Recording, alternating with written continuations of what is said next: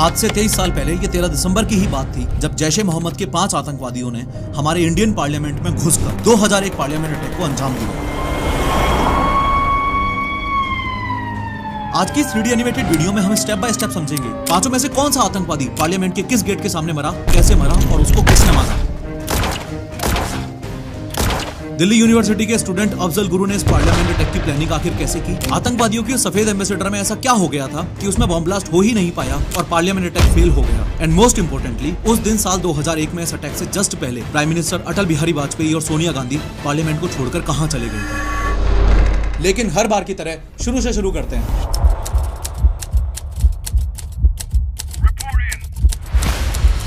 देखो आपके सामने ये जो गोल सा स्ट्रक्चर है ये अपना इंडियन पार्लियामेंट था शब्द मैं इसलिए यूज कर रहा हूँ क्योंकि अब ये एक म्यूजियम बन चुका है और इसके जस्ट सामने नया पार्लियामेंट बन चुका है। खैर पार्लियामेंट के चारों तरफ ये एक सर्कुलर रोड बनी हुई है जो बाकी बाहर वाली रोड से जुड़ी हुई है। हमारे काम की ये दो चौक हैं जो पार्लियामेंट के सामने वाले एपीजे अब्दुल कलाम मार्ग के थ्रू जुड़ी हुई है। ये राइट वाली है संसद चौक और ये लेफ्ट वाली इसलिए इंपोर्टेंट है क्योंकि पांचों आतंकवादियों के साथ इनकी फर्जी सफेद एम्बेसडर गाड़ी पार्लियामेंट में एंटर करने के लिए यहाँ रेडी खड़ी हुई है। इस आयरन गेट 1 के थ्रू ये गाड़ी पार्लियामेंट में घुस के अटैक करे उससे पहले आप ये समझो कि इस पार्लियामेंट के टोटल 12 गेट्स हैं। ये सभी गेट्स एंटी क्लॉकवाइज डायरेक्शन में स्थित हैं। मेन और इंपोर्टेंट गेट हैं ये गेट नंबर 1 और बाकी सारे गेट्स अलग अलग मिनिस्टर्स, एमपीज, वीवीआईपीज या मीडिया आदि के आने जाने के लिए रिजर्व्ड हैं। फॉर एग्जांपल ये गेट नंबर 11 का इस्तेमाल होता था उस समय के इंडिया के वाइस प्रेसिडेंट श्री कृष्णकांत के द्वारा और ये गेट नंबर 5 का इस्तेमाल होता था उस समय के इंडिया के honourable prime minister Shri Atal Bihari Vajpayee के द्वारा। 2001 पार्लियामेंट अटैक एक फेलियर क्यों माना जाता है वो मैं आपको आगे बताऊंगा, लेकिन उससे भी पहले ये समझो कि ये जो पांचों आतंकवादी इस गाड़ी में बैठे हुए हैं इनका इनिशियल प्लान आखिर था क्या,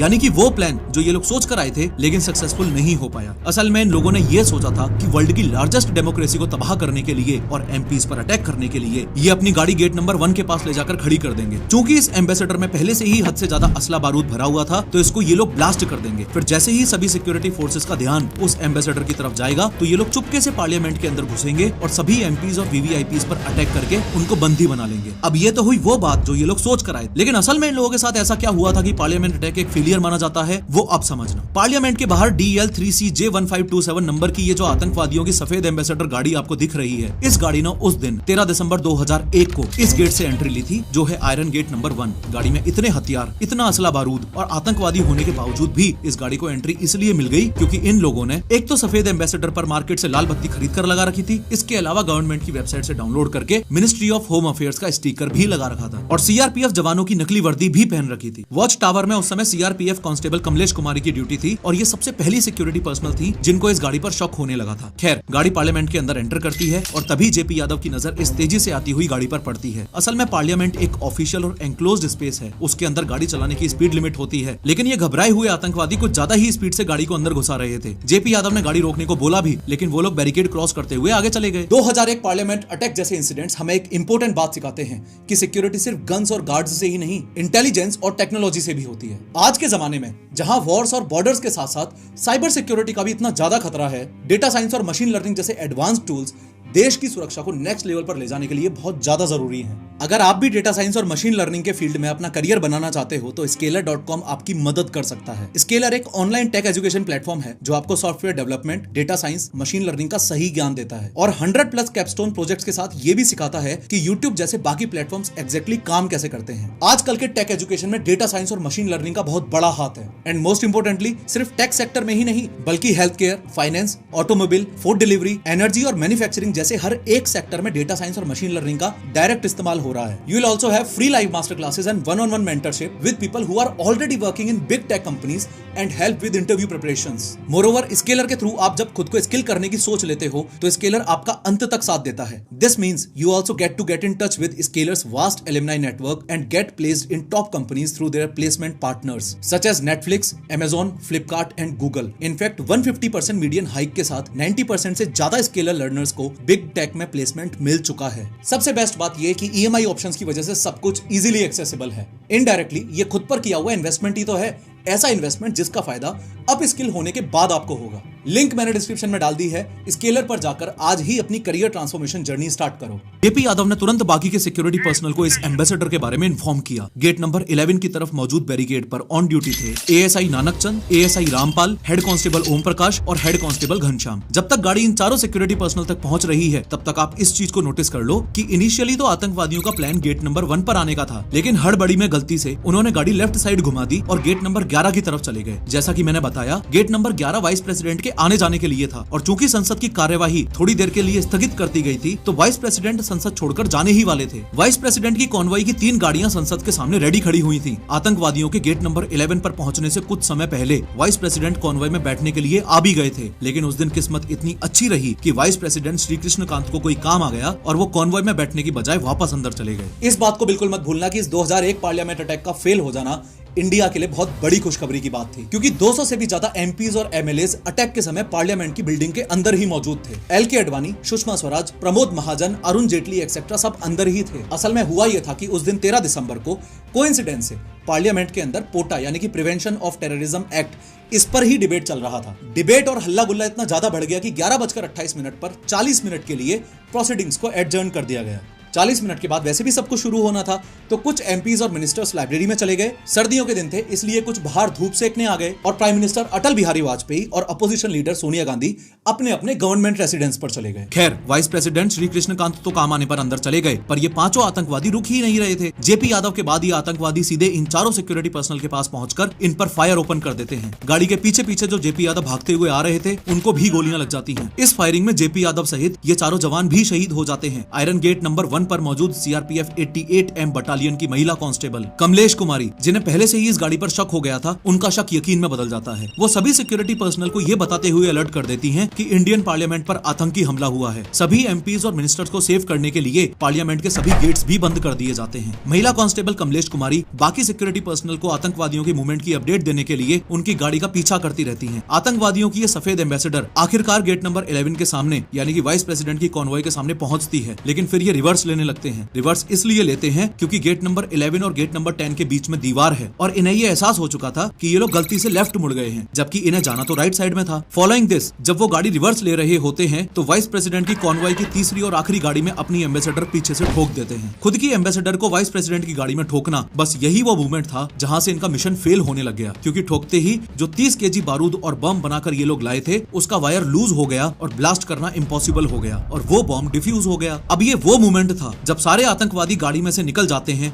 और अंधाधुंध फायरिंग करना शुरू कर देते हैं। फायरिंग दोनों तरफ से होती है, लेकिन हमारे जवानों के पास रिएक्ट करने का इतना समय नहीं था। इस चक्कर में कई जवान शहीद हो जाते हैं और कई घायल भी हो जाते हैं, लेकिन आतंकवादी तो बिना सोचे समझे ओपन फायरिंग कर रहे थे। इस चक्कर में सिर्फ जवान ही नहीं बल्कि एक माली और कई कर्मचारियों को भी गोली लग जाती है। इस बीच एक आतंकवादी की नजर महिला कांस्टेबल कमलेश कुमारी पर पड़ती है। हाँ, वो ही कमलेश कुमारी जो अपने वॉकी टॉकी से आतंकवादियों के मूवमेंट्स की जानकारी आगे दे रही थी। आतंकवादी कमलेश कुमारी को देखते ही उन पर गोली चला देता है। कमलेश कुमारी घायल हो जाती हैं और उनके हाथ से वॉकी टॉकी गिर जाता है। अब कमलेश कुमारी के पास 2 चॉइसेस थी, या तो वे इस घायल हालात में कहीं छिप जाएं और अपनी जान की रक्षा करें, या फिर अपने कर्तव्य का पालन करना जारी रखें। मानना पड़ेगा इनकी हिम्मत को कि इन्होंने दूसरे ऑप्शन को चुना। इन्होंने घायल हालत में भी वापस वॉकी टॉकी उठाया और सभी सिक्योरिटी टीम्स को आतंकवादियों की पोजीशंस की एग्जैक्ट इन्फॉर्मेशन दी। ये सब देखकर मौका पाते ही आतंकवादियों ने इनके ऊपर 11 गोलियां और चला दी और पूरी तरह से छलनी कर दिया। कमलेश कुमारी ने अपना कर्तव्य तो निभा दिया, पर अपनी जान नहीं बचा पाई और शहीद हो गई। ये हीरो होते हैं, वो हीरो नहीं होते,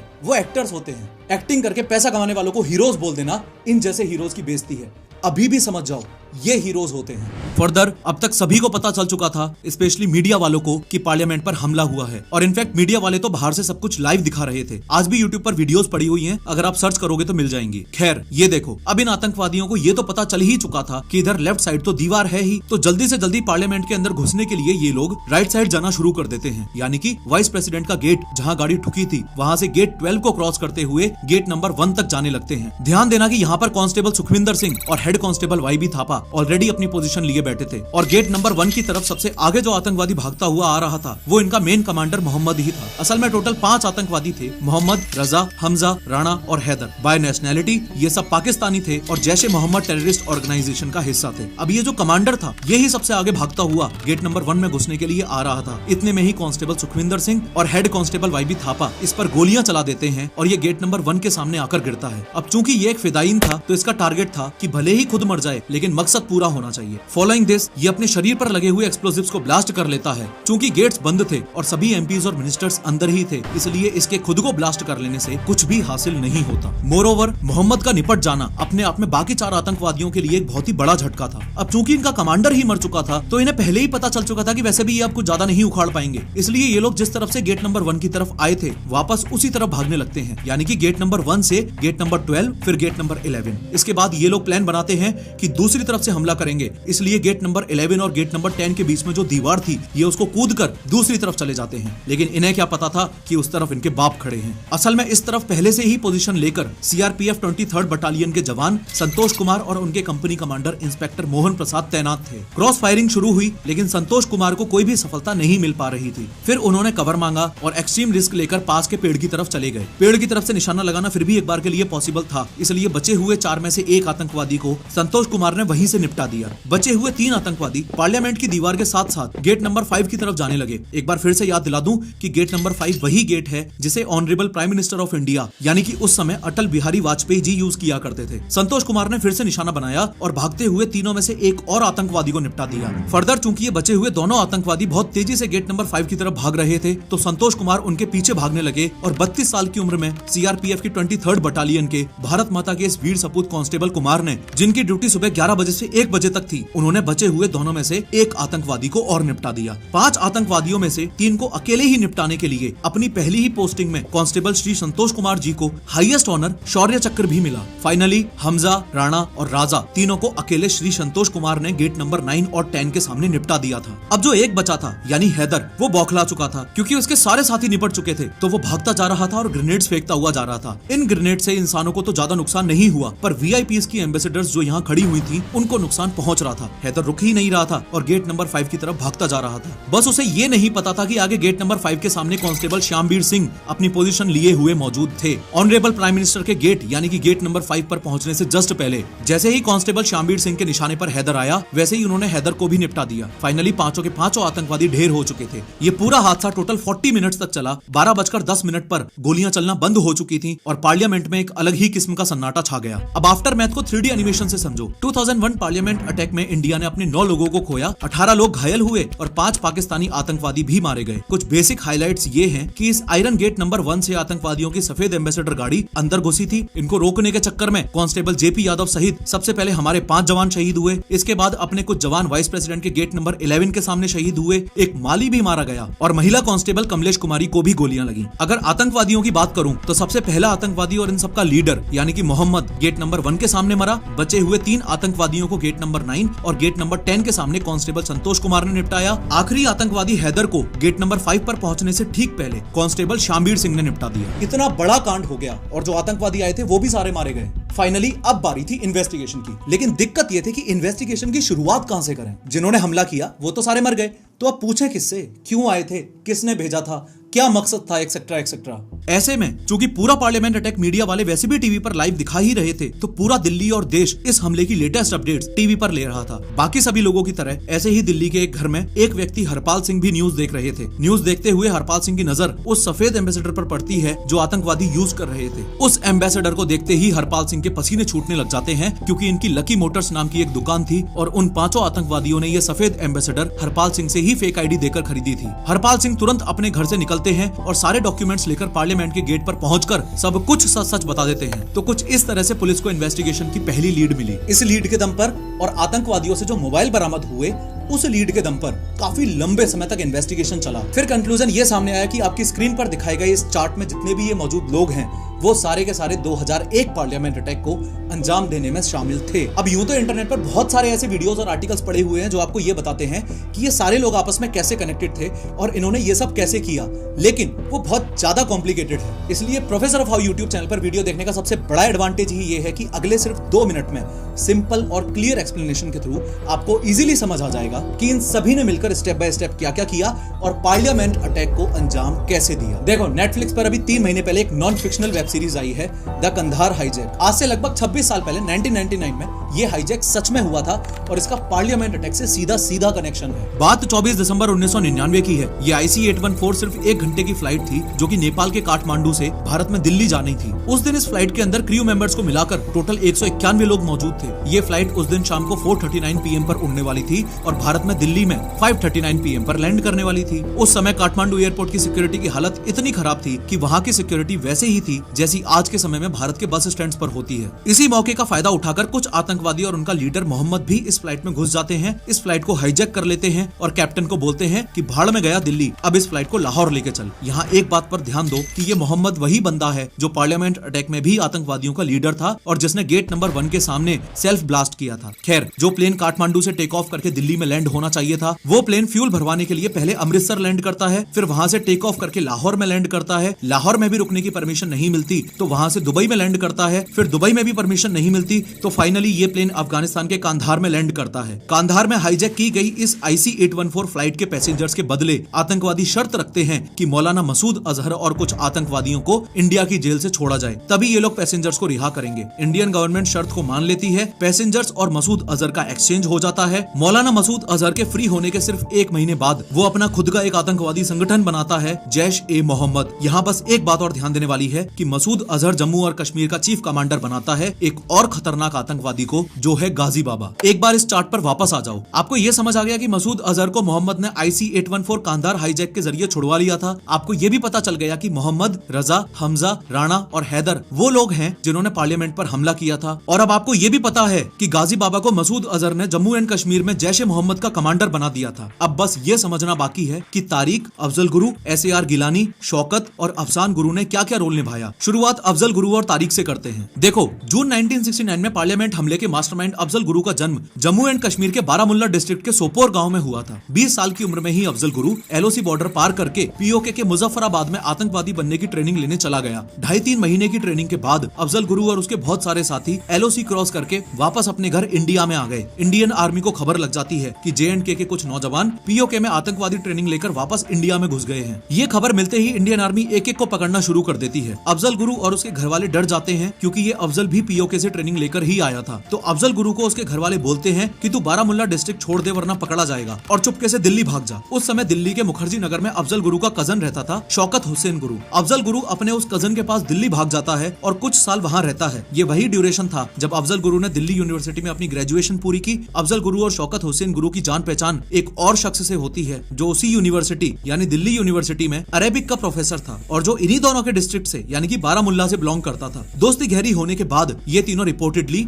जिहाद और आजाद कश्मीर के बारे में लंबे समय तक बातें किया करते थे। अगर वापस चार्ट पर आके बताऊं तो आप ये समझ चुके हो कि अफजल गुरु कौन था, ये भी समझ चुके हो कि शौकत हुसैन गुरु उसका कजन था जो दिल्ली में ही रहता था और ये भी समझ चुके हो कि SAR गिलानी उसी दिल्ली यूनिवर्सिटी में अरेबिक प्रोफेसर था। रही बात अफसान गुरु की, तो ये महिला शौकत हुसैन गुरु की पत्नी थी। ये सरदारनी थी। शादी से पहले इसका नाम नवजोत संधू था। ये दोनों शौकत हुसैन गुरु और नवजोत संधू एक दूसरे से प्यार करते थे। फिर इन दोनों की शादी हुई। इनकी शादी में मौलवी भी वही अरेबिक प्रोफेसर SAR गिलानी था। शादी के बाद इसका नाम अफसान गुरु पड़ गया और अब इस चार्ट में सिर्फ एक बंदा बचा है, वो है तारिक। कुछ सालों बाद Indian army Jammu and Kashmir में एक पहल चलाती है जिसमें जो लोग ब्रेन वॉश होकर आतंकवादी बनने की ट्रेनिंग लेने गए थे उन्हें अपने हथियार सौंपने का मौका देती है और एक नई जिंदगी शुरू करने को मोटिवेट करती है। ये खबर मिलते ही अफजल गुरु के घर वाले उसे दिल्ली से वापस बुला लेते हैं, हथियार वगैरह इंडियन आर्मी के पास सबमिट करने को कहते हैं और अफजल गुरु हथियार वगैरह सबमिट करके वहाँ से एक सरेंडर्ड मिलिटेंट का सर्टिफिकेट लेकर वापस दिल्ली में जाकर अपना मेडिकल और सर्जिकल इक्विपमेंट सप्लाई करने का काम जारी कर देता है। कुछ साल दिल्ली में काम करने के बाद वो वापस कश्मीर चला जाता है और एक दिन श्रीनगर में मेडिकल शॉप पर उसकी मुलाकात होती है तारिक से। ये बंदा तारिक गाजी बाबा का खास आदमी था। एक STF कैंप के जरिए ये दोनों एक दूसरे को जानते थे। तारिक आखिरकार अफजल गुरु को जम्मू और कश्मीर के जैश-ए-मोहम्मद के चीफ कमांडर गाजी बाबा से मिलवाता है। गाजी बाबा अफजल गुरु को आतंकी हमले में शामिल होने के लिए कहता है, उसे लाखों रुपए का ऑफर देता है और इन सभी बातों का ध्यान रखते हुए अफजल गुरु मान जाता है। अफजल गुरु गाजी बाबा के 5 आतंकवादियों को दिल्ली ले जाता है, उनके रहने खाने का इंतजाम करता है, महीनों लगाकर उनके साथ अटैक की पूरी प्लानिंग करता है। अपने कजन शौकत, उसकी पत्नी अफसान और गिलानी के साथ मिलकर पार्लियामेंट की रेकी और उसके नक्शे वगैरह बनाता है और आखिरकार 13 दिसंबर 2001 को दिल दहला देने वाला पार्लियामेंट अटैक करवा देता है। ये वीडियो सिर्फ पार्लियामेंट अटैक की कहानी बताने के लिए नहीं, बल्कि जनता में इन वीर शहीदों की जागरूकता फैलाने के लिए और इनको एक ट्रिब्यूट देने के लिए बनाई गई है। पार्लियामेंट हमले के मास्टरमाइंड अफजल गुरु को 9 फरवरी 2013 को सुबह 8 बजे फांसी देने के बाद जेपी यादव और बाकी सभी शहीदों के घर में उत्सव मनाया जाता है। एक बार फिर से याद दिला दूं कि स्केलर का लिंक नीचे डिस्क्रिप्शन में दिया हुआ है, उस पर क्लिक करके आप स्केलर की free live master classes attend कर सकते हो। खैर, इस वीडियो पर क्लिक करके अभी की अभी देखो कि सत्तू वर्सेस वे प्रोटीन के नाम पर एक फेक कंट्रोवर्सी करके कैसे आप लोगों को बनाया जा रहा है और उसके पीछे की साइंस क्या है।